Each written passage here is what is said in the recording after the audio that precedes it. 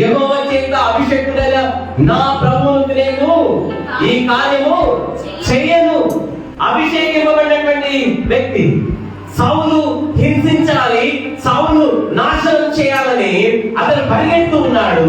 కానీ ఇక్కడ దావీదు మాత్రము హింసించను, నేను అతన్ని చంపను, అతను నా చేతికి ఒకవేళ ఇచ్చినప్పటికీ అతడు దేవుని చేత అభిషేకింపబడినటువంటి వ్యక్తి, దేవుని చేత ప్రతిష్ఠింపబడినటువంటి వ్యక్తి. ఆ వ్యక్తికి విరోధముగా నేను పాపము చేయనని చెప్పి ఆయన చెప్తున్నారు. ఈరోజు మనం కూడా చెప్పాలి. ఇతరులను నేను ప్రేరేపిస్తే హింసించమని, ఇతరులను నాశనం చేయమని, ఇతరులను దూషించమని, ఇతరులను కొట్టమని, ఇతరులకి కీడు చేయమని ప్రోత్సాహపరిస్తే దేవుని బిడ్డలు మనం ఏం చేయాలి? నో అని చెప్పాలి. ఇతను దావీదు మనకు నేర్పిస్తున్నాడు.